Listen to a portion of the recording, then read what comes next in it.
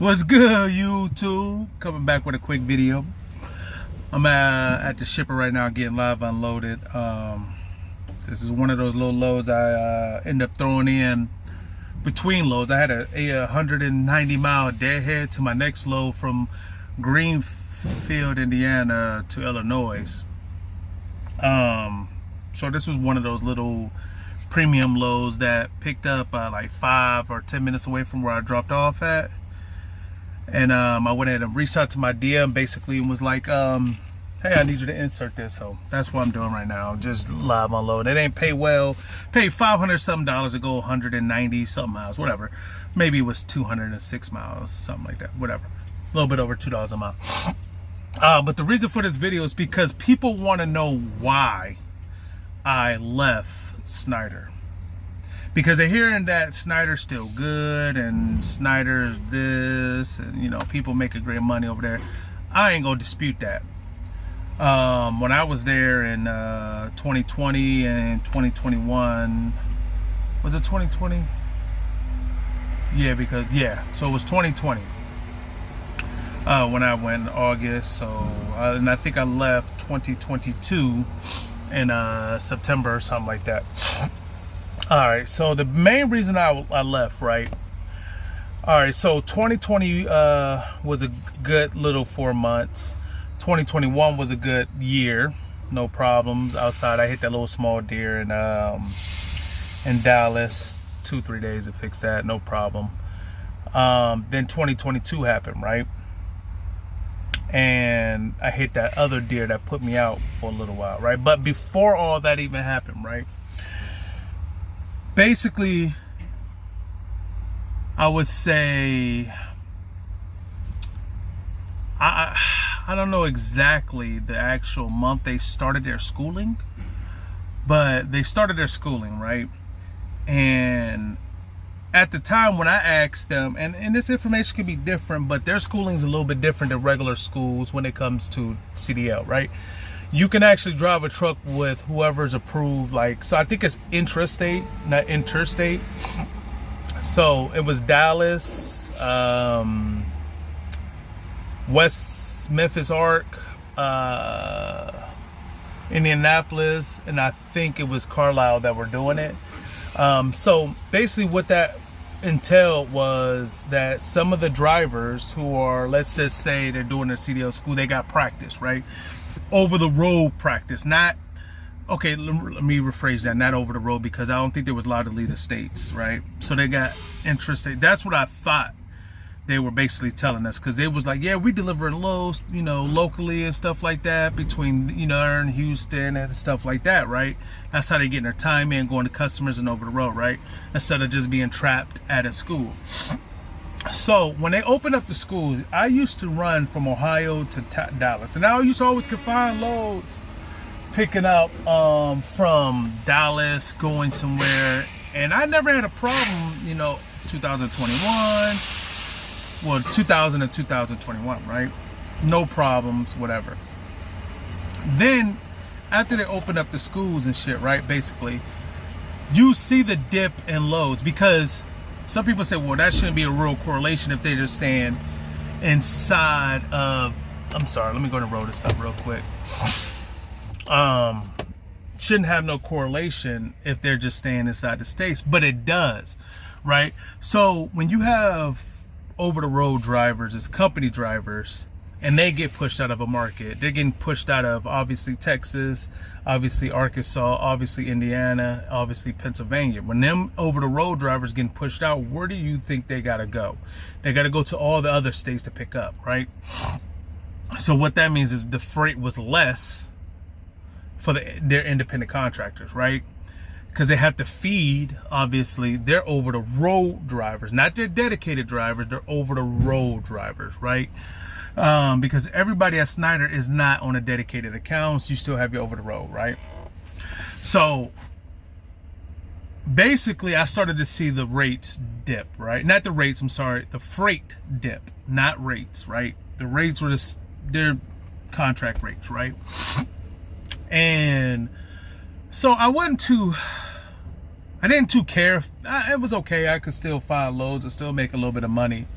whatever. Mind you, at this time I still had my SFI truck, right? And you know that $1,100 a week payment, you know, mine was $944 plus 138, so it was like do the math, 182 or something like that, right? 1,082. So, and that wasn't too bad back then, right? But then one day, and I'm pretty sure I was in Texas early morning or something like that, and this is after like the dispatch people left, and like your BO, wherever I can't call them, I can't remember what they call them anymore, and the load got canceled, right? The load got canceled, and I'm literally outside the place I'm picking up from, and I'm like, okay, load canceled, but I'm outside, right? So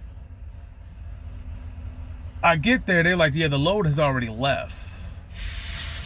I'm pretty sure, right? So, because now at this time I'm on the phone with my wife, telling her the load canceled, so I have to, you know, whatever. So I send, no,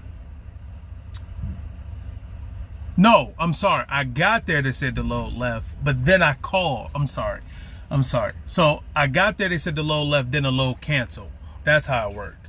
So at this point, I'm like, okay, I'm on the phone with my wife, letting her know, because we were talking when I pulled up to the guard shack anyways, right? And the lady, so I called. Now, like I said, all this is happening kind of quite fast, so they let me hit the U-turn, park at the end of the thing. I called Schneider. The night people picked up, and she was, you know, she's like, all right, let me go ahead and go through the notes and see what, you know, what's happened. I told her like, hey, the load has already left or something. So I don't know if she didn't know she put it on mute, or she didn't know that basically she was reading out loud, but thought she was probably reading to herself, right? And she read that load trying to get somebody, it was basically getting the driver home for emergency purposes or something like that. I don't know the exact, but I heard, you know, I'm like, and I don't think she knew she was reading out loud. You know how you skim over something and you accidentally read out loud, right? So that's what she did. And at that point, right then and there, I knew I had to leave Schneider, right? Because if you were taking loads and we didn't know to get drivers home, and I had no problem with it if they said, hey, we got a load driver that needs, I wouldn't have a problem if you just reached out to me and said, hey, we have a driver that needs to go home. Can we, you know, swap out this load, right? I wouldn't have a problem with that. No problem at all, right? My problem was that you took it and then you didn't let nobody know, and that you did it in a devilish way, right? So that's why I had a problem, okay? When you do that, and I didn't make, I think I spoke on this before in previous videos about 2 years ago. I didn't really want to make a big thing about it, but people keep making it seem like I ain't gonna say job hopping, but as if I never talked bad about Schneider. I never did. Like, they do have a good little thing going over there. It's just, it's not for me anymore. Even with my truck being paid off, I don't have the patience to deal with stuff like that, right? So then, you know, I had to find multiple, try to get home, but I stayed like another month or so, and I just seen the load volume drop.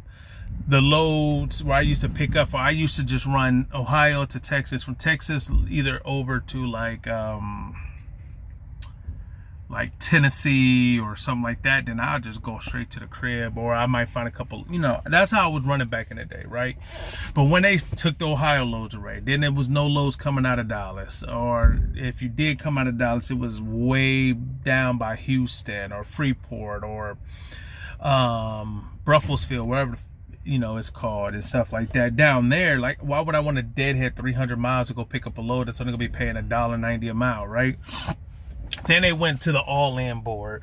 Okay, you don't know what you're getting paid for your fuel surcharge. You don't know what the line haul is. You know, it's all grouped together. You know, then you got the problems where you set up a notification for loads to come available.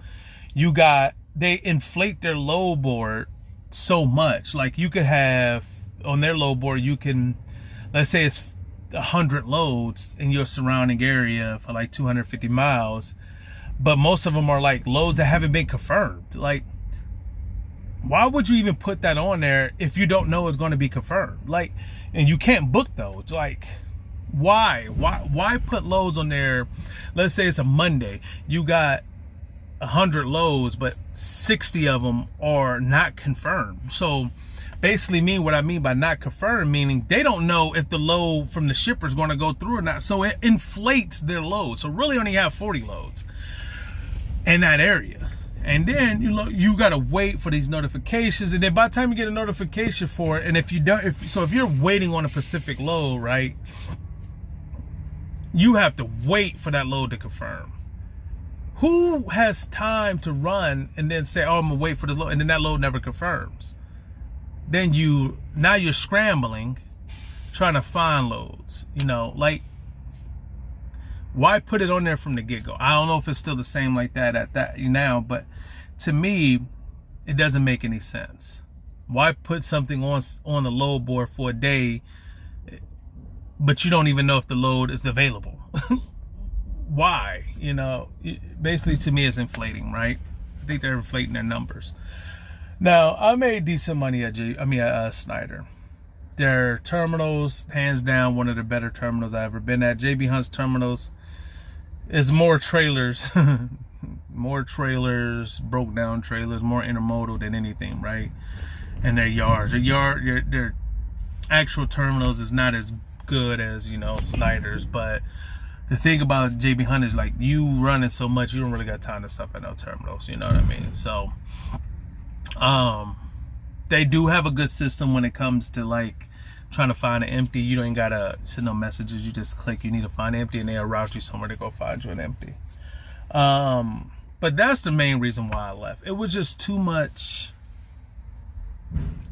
I don't know. It was just too much. When they told me that, when she mumbled that out, it was like a kick in the face. Like, all right, so how many times have you really done this to me? Or how many times have you done this to other people? Or, you know what I mean? Like, yeah. So that's the main reason why I left Schneider, and I couldn't do it, bro. So then I ended up going to F2F. Y'all know that. I don't know if y'all know the outcome of that. I only was there for like 3 months. It was right when the market crashed, basically. I didn't give them enough time. Now F2F is flourishing like no other. I recommend F2F before I would recommend Schneider. Just for the simple fact they have dedicated accountants that, if you're from the Southeast or Southwest or stuff like that, like, your Georgia and stuff like that areas, then it'll work out for you. I think that's good market. For me, I wasn't able to get on that program right away, but now, you can. So, but it is what it is, I think that I'm in a better spot now with JB Hunt, even with the market being bad in the beginning before I got my truck paid off, I was still making good money, right? Still making decent money here at JB Hunt before I even got my truck paid to the bank. So I'm going to get up out of here. I want to, everybody be, safe out here. And load has actually just got done. I was only in the door 15 minutes. But I want to thank y'all for, tuning in to the video. And remember, Load Board Friday, Paycheck Friday, coming up this Friday. Y'all be easy, yo.